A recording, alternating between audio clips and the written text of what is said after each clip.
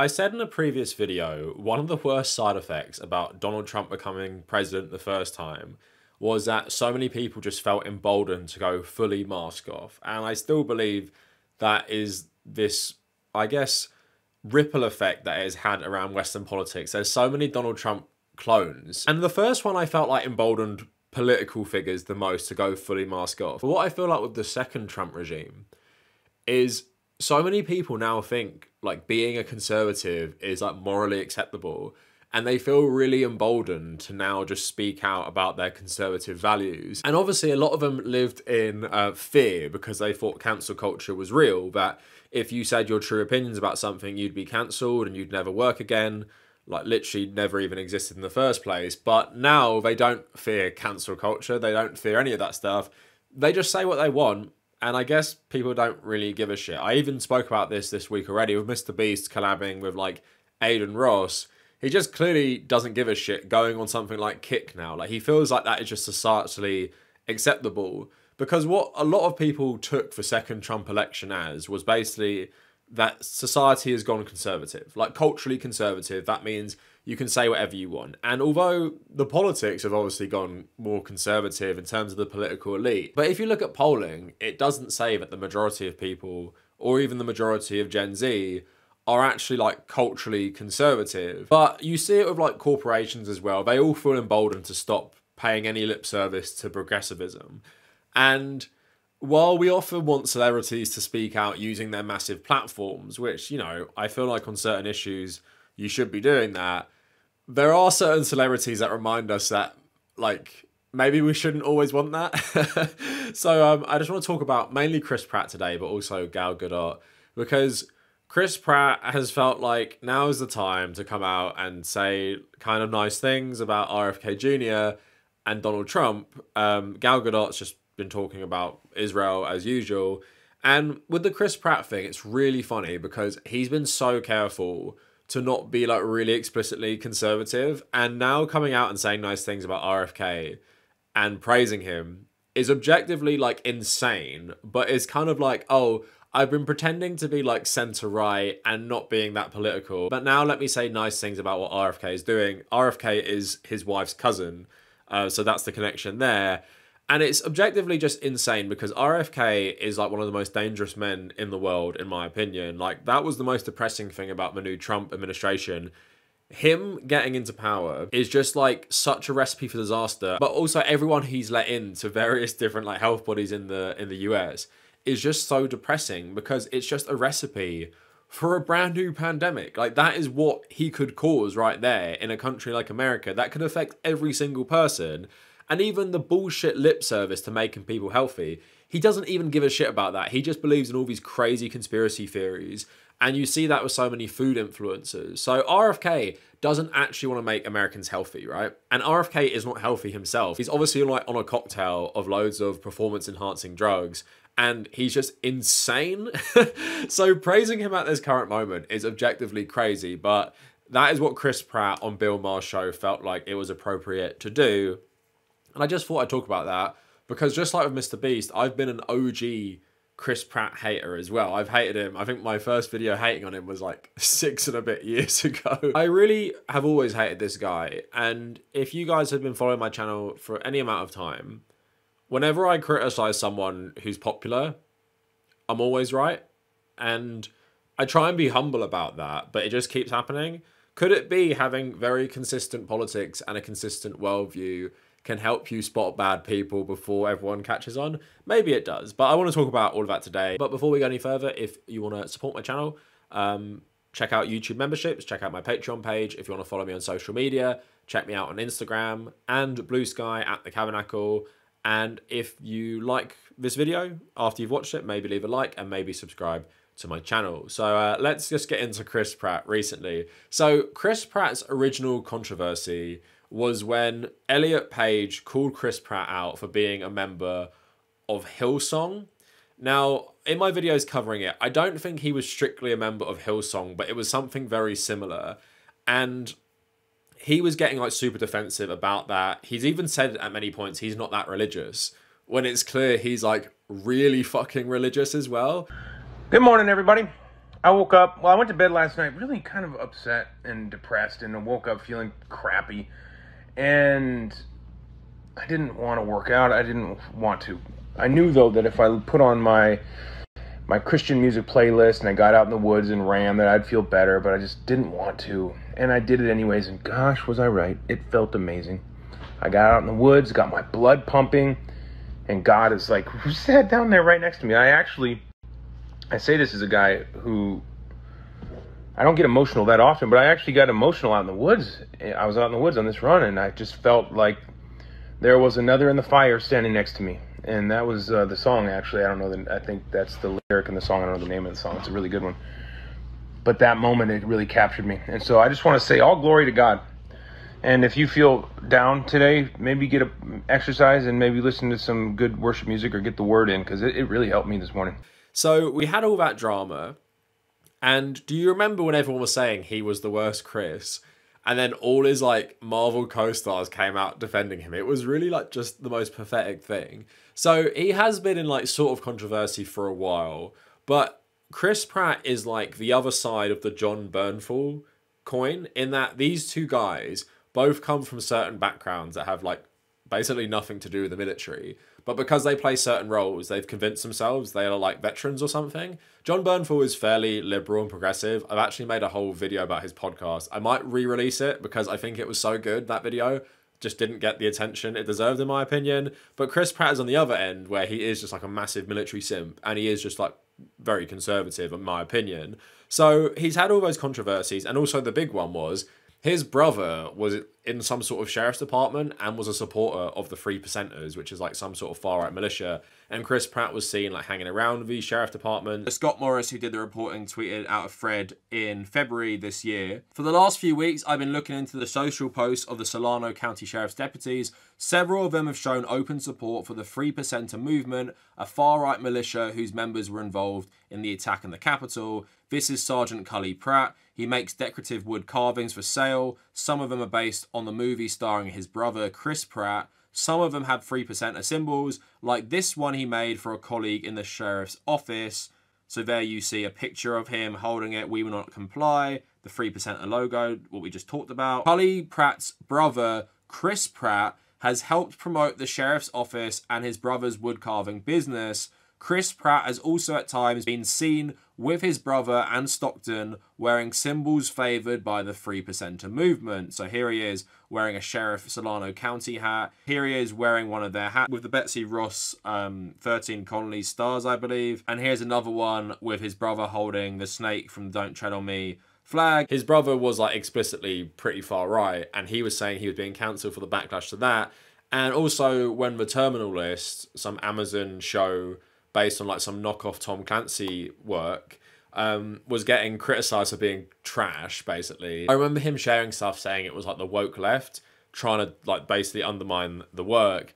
And also he has said in the past that most Americans are in the centre, and it's like the woke crazy left and elements of the far right have destroyed the discourse, right?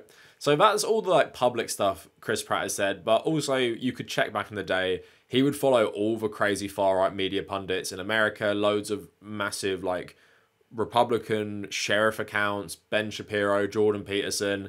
It's pretty clear what he was for a long time. But like I said, there still was that culture of like, don't say it, Chris Pratt. He was not emboldened to say like his real views on a lot of stuff. It was always like pretty centrist and tame. But yeah, coming out and talking about RFK doing good work and talking about Donald Trump and shit, like, and if cancel culture existed, he would be cancelled for this. Obviously, conservatives are absolutely loving it, but just reading you what he said, because I would play you the clip, but Bill Maher's channel has claimed my videos before for playing clips from him. So, Rolling Stone reporting, Emily Zemler, Chris Pratt defends extended family member RFK Jr. I think he's great. He spoke highly of RFK on Bill Maher's Club Random podcast. Pratt told Maher that he spent a number of occasions hanging with him just in a strictly family dinner kind of vibe. I really got along with him well. I think he's great. I think he's funny. I like him. I love him. The actor added that politics is a nasty business. I'm not in politics, obviously, but there's a certain level to this in Hollywood because Hollywood in itself is a political institution. I've seen how the person you are could be such a contrast to the person that people are being told that you are. And you can go, wow, that is pure fiction. So hundreds of thousands or millions of people are being fed that. and I'm not there to defend myself, nor am I going to jump in and be mired in this story. Pratt explained that he doesn't speak to Kennedy about his role in Donald Trump's administration, which is bullshit, or his political views during family gatherings, more bullshit. I'm not going to pick his brain to find out exactly which of those things are true. I just kind of assume that none of them are. For the most part, I wish him well. There's certain things that he oversees that seems to be supported in a bipartisan way, like getting terrible toxic stuff out of our kids' foods. I think that's a great thing. If you just do that, that's amazing. I'd hate to be so mired in hatred for the president that any success for his administration is something I'd be having an allergic reaction to be like, oh well, if they do it, I don't want it to happen, I'll put Clorox in my children's cereal myself. Be reasonable here. There's certain things that would be a good thing to have. I want them all to be successful. Just to state a little thing about his comments about not being political, he's married to Joe Kennedy's granddaughter, like RFK's cousin, who is also Arnold Schwarzenegger's daughter, Arnold Schwarzenegger, who was the Republican governor of California. So he's literally like married into a political family while saying he doesn't talk about politics with his wife's cousin, who literally is in the government, while they're at dinner, and like he just never really engaged in it. It's obviously bullshit, and he obviously is trying to find the angle to say nice things about him. Also, probably in my mind, says a lot about Chris Pratt because he's big on like the organic meat stuff, right? I think he owns his own farm. Would I put it past him that he also drinks raw milk and is a bit of a conspiracy theorist about RFK in that way? And I just hate all this praise RFK gets for this stupid lip service to certain things that are put in American foods, right? So you see him with like, I think it's Steak and Shake, making their fries in beef tallow or some shit like that. And they're throwing that around as like a win for making America healthy again. That a fast food chain is now cooking its garbage in beef tallow. So that's making America healthy again. I've made a few videos on this channel about why America is so unhealthy because of its food. Obviously, the root cause is capitalism. I don't expect like even most politicians, whatever party, to come out and say that. But also, it's pretty clear the profit incentive makes these giant corporations put so much garbage in food. These giant corporations also bribe Donald Trump and like literally all Republicans. What's RFK doing about that? The thing with RFK as well, he's even spoken in the past about lobbying and all that stuff, right? But he's just so full of shit and he's so crazed by his anti-science and anti-vax agenda. That's all he really cares about. What RFK cares about is not making kids healthy. He might care about that in some vague way. He cares primarily about vaccines. And that's why he wanted to be in the government. That's what he's doing. He wants to stop vaccinating children. That's the main thing. So getting on a podcast and trying to frame RFK as someone who wants to make children healthier, he doesn't. He's already making sure children are less healthy in his brief stint in the government. He's going to continue to do so. And he could be like a singular cause for a new pandemic that will obviously affect children's development at the very least, and obviously end the lives of many children, as COVID-19 did and is still doing, right? So it's just like wild comments. And do I believe Chris Pratt is just like the dumbest person ever? I don't know, but he's obviously in this MAGA bubble with like his brother and his family. Celebrities, maybe just shut up. We don't want to hear from you. And maybe Chris Pratt is actually the worst Chris. But like I said, anyone banging on still about cancel culture or any of this shit just has to look at someone like Chris Pratt and what these people now feel comfortable saying to everyone. Literally, like one of the super villains of the world, in my opinion, RFK Jr. is like a decent guy that he loves and he's doing great work. Just so stupid. But let's switch up as well with Gal Gadot, who obviously has spoke a lot about Israel. And I saw this coming out recently that she blames the pressure on celebrities to speak out against Israel for the box office failure of Snow White. So the Jerusalem Post reported that she had an interview with people on the autism spectrum. I've seen this, I don't know where before. I think it was Michael Sheen doing one. I don't know if there's like a format that has been used around the world. I don't think he did it in Israel. When asked about Snow White being a flop, she said about Rachel Zegler that she enjoyed working with Rachel. We laughed, we talked, and it was fun. I was sure the movie was going to be a huge success. And then October 7th happened, and what's happening in all kinds of industries in Hollywood is that there's a lot of pressure on celebrities to speak out against Israel. You can always try and explain and try and give people in the world context about what's happening and what the reality is here, but in the end, people decide for themselves. I was disappointed that the movie was greatly affected by that and didn't do well at the box office. And then she says at the end, if her daughters are Israeli, she says they are Israeli and they're building a big house in Israel, and her family might go to Israel to return when her daughters were old enough to serve in the IDF. Obviously, like, completely wild framing, because all that Rachel Zegler really said was "Free Palestine" in a Twitter post, which prompted the producer Mark Platt to fly to New York to speak to the star. And obviously, you remember his son saying that she was immature. And even blaming anything to do with Snow White flopping on Israel is absurd, because the Snow White star said something about Palestine, which is overwhelmingly popular right now. So wouldn't that help the film? And although obviously Gal Gadot is, you know, controversial for what she said about Israel in the past, her service in the IDF and stuff like that, do you think that really resulted in the film flopping? I don't think either of them did, but I don't know what world Gal Gadot exists in where she thinks like lots of celebrities feel pressure to say something about Palestine, because most of them don't. You can probably name like the 10 A-listers who've said anything, right? Because there hasn't been many of them. So I don't believe most of them feel pressure, because most rich and famous people, sadly, don't feel any pressure because they live in a completely different world. They live in the world where you can go on a big podcast and start talking about how great RFK Jr. is, and you're like one of the biggest stars in the world, right? Obviously, Chris Pratt doesn't give a fuck because the context has completely changed. It shows how little power often our voices have, because, like I said, globally, the pro-Palestinian position is the popular one. Even in Western countries right now, it is becoming the majority popular one as well, but that doesn't translate to the elite. So it doesn't translate to Chris Pratt or Gal Gadot. It doesn't translate to celebrities. Like, look at Taylor Swift right now, right? She lives in a complete parallel universe where none of this terrible shit is even happening. They're just focusing on their pop career. People get super sensitive, and we saw that with my own video criticizing bread tubers for staying silent on Palestine. I think most people just kind of, they want some acknowledgement that you're in a country that is currently doing terrible shit to another place in the world, right? And you should probably say something with your massive platform to draw attention to it at the very least. But again, we're living in a new age where, because of the current regime, every corporation and celebrity now feels like it's perfectly okay to voice conservative opinions rather than the other way. This whole myth of cancel culture based on the fact that people don't like conservatism, I think it's just completely been destroyed, because even more people are hating conservatism now, but they're going mask off and they're not even giving a shit about going fully pro-MAGA, pro-Make America Healthy Again on these podcasts. And yeah, I'm just like sick of it. And I thought about this the other day. Why is every celebrity a piece of shit?